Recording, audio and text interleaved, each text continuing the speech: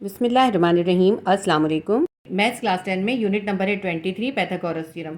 आज हम इसकी रिव्यू एक्सरसाइज 23 करेंगे। एमसीक्यूज नंबर 1 है, diagonal of a rectangle measure 6.5 centimetre if its width is 2.5 centimetre, its length is. हमें एक रेक्टेंगल गिवन है, उसका डायगोनल है 6.5 सेंटीमीटर और उसकी चौड़ाई या विड्थ जो है वो 2.5 सेंटीमीटर है। हमें उसकी लेंथ फाइंड करनी है। इसको हमें सॉल्व करना होगा। देखिए, हमने सपोज कर लिया ये हमारे पास एक रेक्टेंगल है, ठीक है। अब इसका हमें डायगोनल गिवन है। डायगोनल क्या होता है? जो लाइन वर्टिसेस या कॉर्नर्स को कनेक्ट करती है वो कहलाती है डायगोनल।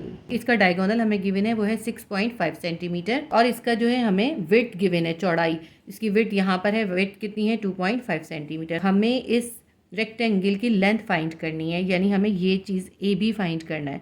तो ये हमें फाइंड करना है। यहाँ पे ये एक ट्रायंगल बन गई, एक ट्रायंगल यहाँ बन गई। अगर हम इस ट्रायंगल को देखते हैं तो देखें ये राइट एंगल ट्रायंगल है, इसी तरह यहाँ भी एक राइट एंगल ट्रायंगल है। तो हम एक ट्रायंगल को ले लेते हैं। अब इस राइट एंगल ट्रायंगल को देखते हैं ए बी सी को। तो इसमें बी जो है 90 का एंगल है और जो 90 के सामने वाला होता है वो होता है हाइपोटेन्यूज। तो इसके अंदर हाइपोटेन्यूज क्या है? 6.5 सेंटीमीटर है और ये जो है 2.5 सेंटीमीटर ये परपेंडिकुलर है। और हमें फाइंड क्या करनी है? हमें ये बेस फाइंड करनी है।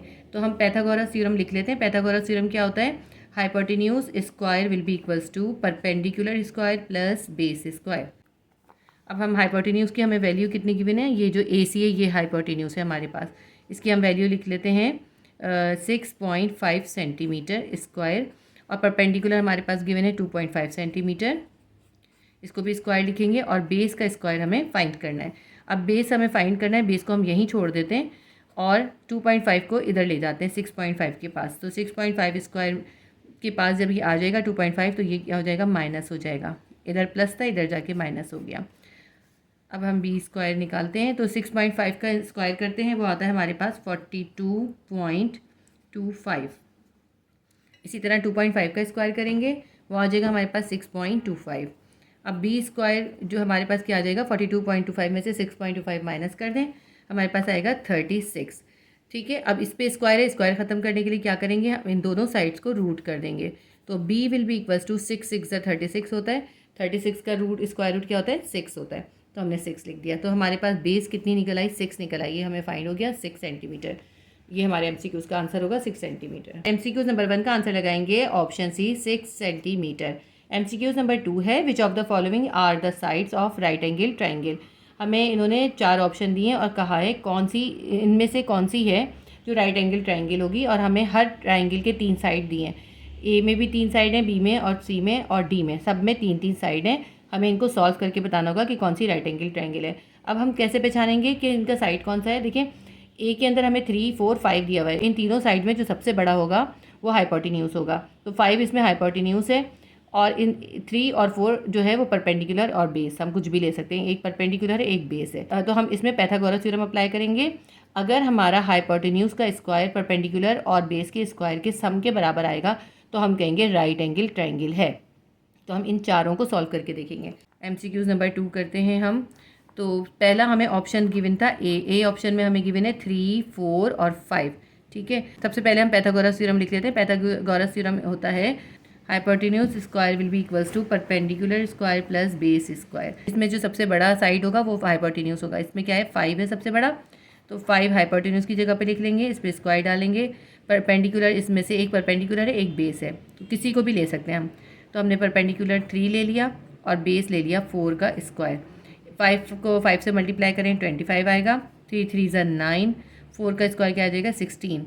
16 में 9 प्लस करें, आपके पास क्या आ जाएगा? 25 और 25 इज इक्वल्स टू 25। तो हमारा हाइपोटेन्यूज का स्क्वायर जो है वो परपेंडिकुलर और बेस के स्क्वायर के सम के इक्वल आ गया। इसका मतलब है कि ये जो हमारे पास ऑप्शन ए गिवन है, इसको अगर हम ड्रॉ करेंगे तो ये हमारे पास राइट एंगल ट्रायंगल बनेगी। ये राइट एंगल ट्रायंगल है। अब ऑप्शन बी को सॉल्व करके देखते हैं। ऑप्शन बी में हमें गिवन था 2 3 और 4। अब इसमें सबसे बड़ा 4 है। 4 क्या हो जाएगा? 4 हो जाएगा हाइपोटेन्यूज। सबसे पहले हम इक्वेशन लिखते हैं। Hypotenuse square will be equals to perpendicular square plus base square.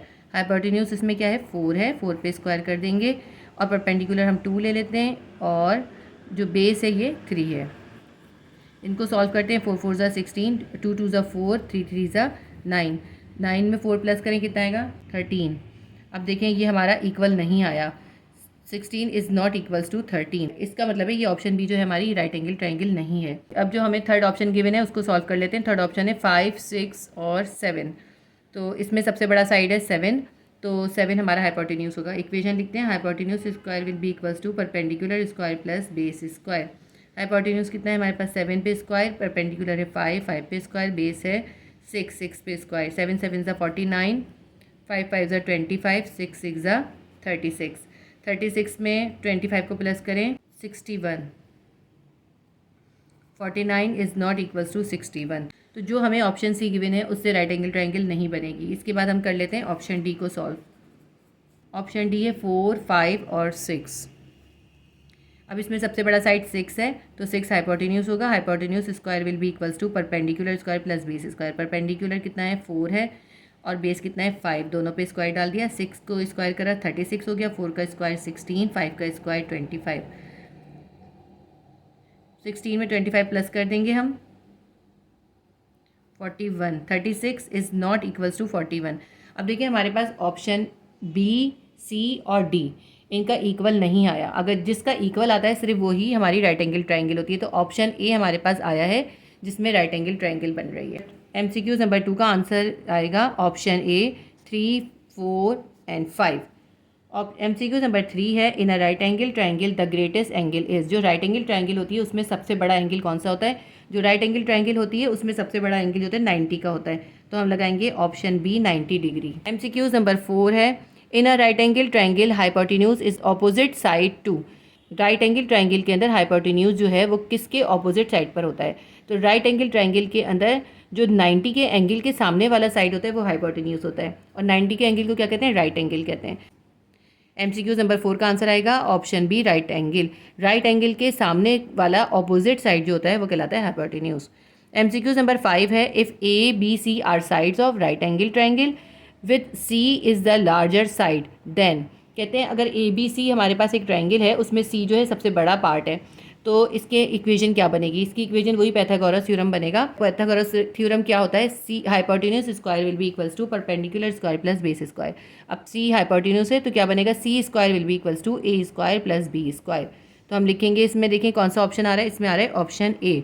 Option A क्या है? C square is equals to A square plus B square. MCQ number 5 का आंसर आएगा option A, C square will be equals to A square plus B square. MCQ number 6 है, if 5 centimetre and 12 centimetre are two side of a right angle triangle. एक right angle triangle है, उसके दो side हैं, एक side है 5 centimetre, दूसरा side है 12 सेंटीमीटर। देन हाइपोटेन्यूज इज, हमें इसका हाइपोटेन्यूज फाइंड करना है, तो इसको हम पाइथागोरस थ्योरम से फाइंड करेंगे। MCQ नंबर 6 सॉल्व करेंगे। MCQ नंबर 6 में हमें दो साइड गिवन है और हाइपोटेन्यूज फाइंड करना है, और दो साइड कौन से हैं? एक परपेंडिकुलर है, एक बेस है। तो परपेंडिकुलर हमारे पास कितना है? हम कुछ सा भी ले सकते हैं ना, 5 सेंटीमीटर है, और बेस कितना है? बेस है हमारे पास 12 सेंटीमीटर, और हमें हाइपोटेन्यूज फाइंड करना है। तो हम इसको पाइथागोरस थ्योरम से ही फाइंड करेंगे। पाइथागोरस थ्योरम क्या होता है? Hypotenuse square will be equals to perpendicular square plus base square. Hypotenuse हमें फाइंड करना है तो हम ऐसे ही रहने देंगे। परपेंडिकुलर कितना है? 5 सेंटीमीटर है, इस पर स्क्वायर है, और बेस कितना है हमारे पास? 12 सेंटीमीटर, इस पर भी स्क्वायर है। अब हम इसका स्क्वायर निकाल लेते हैं। 5 5 ज़ा 25, और 12 को 12 से मल्टीप्लाई करेंगे, हमारे पास आ जाएगा 144। 144 के अंदर 25 को प्लस कर देंगे, कितना आ जाएगा? 169। ठीक है, अब ये इस पर स्क्वायर है तो इसको हम रूट कर देंगे, दोनों तरफ रूट कर देंगे, जिससे हमारे पास h की वैल्यू सिंगल आ जाएगी। स्क्वायर से रूट कैंसिल हो जाएगा, h सिंगल हो जाएगा, और 169 का रूट क्या होता है? वो होता है 13। तो हमारे पास हाइपोटेन्यूज की वैल्यू क्या आ गई? 13 सेंटीमीटर। MCQ नंबर 6 का आंसर हम लगाएंगे option D 13 centimetre. MCQ number 7 है, if hypotenuse of an isosceles right angle triangle is 3√2 centimetre then each other side is of length. हमें कहा है कि एक राइट एंगल ट्रायंगल है और वो आइसोसेलेस है, यानी उसके दो साइड इक्वल होंगे। ठीक है, और उसका हाइपोटेन्यूज जो है, इस राइट एंगल ट्रायंगल का हाइपोटेन्यूज जो है वो है 3√2 सेंटीमीटर। हमें इसके बाकी के दोनों साइड फाइंड करने हैं, यानी परपेंडिकुलर और बेस दोनों फाइंड करने हैं। MCQ नंबर 7 को हम सॉल्व करते हैं। हमें इसमें हाइपोटेन्यूज गिवन है। हाइपोटेन्यूज कितना है? हाइपोटेन्यूज है 3√2 सेंटीमीटर। ठीक है, और हमें इसमें परपेंडिकुलर भी फाइंड करना है और बेस भी फाइंड करना है। ठीक, अब हम लिख लेते हैं सबसे पहले पाइथागोरस थ्योरम क्या होता है, वो होता है hypotenuse square will be equals to perpendicular square plus base square. Hypotenuse की वैल्यू हमें गिवन है 3√2, हमने यहाँ पे सब्स्टिट्यूट कर दी और इस पर स्क्वायर डालेंगे, perpendicular square plus base square. इसका इस पर स्क्वायर है, इसको हम 3 का स्क्वायर करते हैं, हमारे पास 9 आ जाता है और इस स्क्वायर से इसका अंडर रूट कैंसिल हो जाता है तो यहाँ पे 2 बच जाता है। ठीक है, ठीक है। 3 के ऊपर हमने ये स्क्वायर जो है ना ये इन दोनों के साथ है, तो सबसे पहले 3 पे स्क्वायर कर दिया, 9 आ गया और इस स्क्वायर से इसका रूट कैंसिल हो गया तो 2, तो ये खाली 2 जो है अंडर रूट से बाहर आ गया। 9 को 2 से मल्टीप्लाई करेंगे 18 आ जाएगा। Perpendicular square plus base square किसके बराबर है, 18 के। इसका मतलब ये है कि 18 का हाफ क्या होता है, 9 होता है। ये जो 18 है किसके बराबर है, इन दोनों के सम के बराबर है। तो अगर हम इसमें 9 और 9 लिख दें तो 18 आ जाएगा ना। इसका मतलब है परपेंडिकुलर भी 9 के बराबर है, बेस भी 9 के बराबर है, तो जो है हमारे पास क्या आएगा, हाइपोटेन्यूज 18 आएगा। अब हमें पता चल गया कि परपेंडिकुलर स्क्वायर कितना है, 9 है। तो हम लिखते हैं perpendicular square is equals to 9, दोनों को रूट कर देते हैं तो परपेंडिकुलर कितना निकल आएगा, 3 निकल आएगा। 9 का रूट होता है 3। इसी तरह हम बेस को लिखते हैं, बेस स्क्वायर किसके बराबर है, वो भी 9 के बराबर है। फिर हम दोनों को रूट कर देते हैं तो रूट स्क्वायर से इसका रूट कैंसिल, ये खाली b हो जाएगा और 9 का रूट क्या होता है, 3 होता है। तो परपेंडिकुलर भी 3 है और बेस भी 3 है। MCQs नंबर 7 का आंसर आएगा ऑप्शन सी, 3 सेंटीमीटर। ये हमने अभी निकाल कर देख लिया है। इसके साथ ही हमारी रिव्यू एक्सरसाइज 23 के तमाम MCQs कंप्लीट हो गए। Please do like, share and subscribe my channel. अल्लाह हाफिज़।